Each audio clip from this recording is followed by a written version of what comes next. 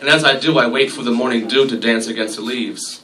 And it is then that I quietly ponder his journey, Jesus, the heart and tenderness of life who pours love over the sorrowful sphere of souls. And when the sunrise kisses the sky and meets the vast canvas with fluorescent splashes of love, I know it's you. And as I watch the violets violently pushing their way through the soil searching for your light, I feel as if I'm looking into a mirror. And I miss the days of his prestigious youth as he was born by a river in a little tent. And we should have known then that a change was going to come. And before long, he was walking the roads of Jerusalem, healing the sick, raising the dead as beams of his Father's light. It fell upon his head. And I miss the day John the Baptist dipped that gracious head as his spirit fled into the immense depths, and it cascaded along towards the pure stream of infinite life. And far below his rightful place, he performed this great hymn of love, blowing peaceful choruses to his orchestra of 12. Here, there, and everywhere, people of all walks of life heard about this man spreading love and bliss. But I guess it just wasn't enough, as he was betrayed by a... And in the night, this man was moaning. In the night, the ground was groaning. And in the night, the price is paid. Yet, after tonight, our world would be saved. And so the next morning, he had awoken aware of what punches had spoken, beaten with massive blood loss. His fate was to die on the cross. And he had to die for our sins as he dangled on that cross like hair does a bobby pin. And I can imagine upon his last breath, we were given our first, that eternal quench of our daily thirst. And his death, it was for us, for our cycle of life to continue. And even nature is engulfed into his plan. And just like those silent trees cradle the songbird, well, God, he cradles man. Jack Kerouac, subterranean beatnik poet, he spoke to me one night with his glowing, illuminated prose set from the tip of his ink, glaring off the ruffled, dusty beat book Mexico City Blues, and he said, Ryan, man loves in lilies and he lives in milk. And in his milk, he lives in creamy emptiness. Yeah, I hear you, Jack. But I say, that when will man, like a young calf feeding from his mother, draw from your word, which is filled with immense light and creamy fulfillment?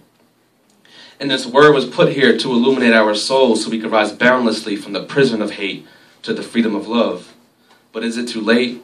And when the fire sings and burns us all, we stand there and moan, frozen in spirit? When we see him sounding the horizon with flames in his eyes, will we give him holy redemption? When the sky cracks against the dismal night and his hand stretched out, but like it always has from the beginning, will your heart finally become welcoming? And when the earth begins to tremble, will we do the same, or will we make that mistake and feel we are betrayed or we dismissed from the betrayals of our own kiss? Now I feel like we are weighed down under a tomb of ignorance and have fallen from our mother's womb, and we are punished by doubt, that gloomy bird that strikes us with his wings and pushes us further into the dark sands of eternity. Now, Bust Out Music Cafe, I don't stand before you telling you that I am completely free from this ignorance. For at times I've turned the blinds on his light and fright that I was in the wrong place, as darkness shadowed my weary face. And I felt like the vulture who stands over the dead carcass thinking, maybe this doesn't belong to me. Maybe I shouldn't sink my teeth into his flesh. And at times I would throw him a kiss into a pale ray just to say, this is me. I wonder if you hear me, do you see your child so caught up in a crippling fear of expression, sitting here listening to the tick and the tock, sitting here listening to the tick and the tock, two sounds which are so prevalent to the sheep at a flock, yet all the while waiting patiently like a boat at the dock, sitting here waiting for you to release my anchor and allow this rambling mind to tread along the rippling waters of your spirit. Now, Bob Dylan, prophet of captivating thought, once said that he not busy being born is busy dying. Yeah, I hear you, Dylan. But I say that the conductor of our life, he drives a slow train, and he's just waiting for you to drop your luggage, and it is only then that you can hear his train a-coming. And since that morning after listening to the rain and the melancholy sounds of a man they call John Coltrane, I realized that I must acknowledge him, pursue him, and come to a resolution that he truly is a perfect being, our one and only, love supreme. So lastly, I say to you, beautiful lost souls of undeveloped spirit, love is the source of your being. So unlock the chains to your sheltered existence.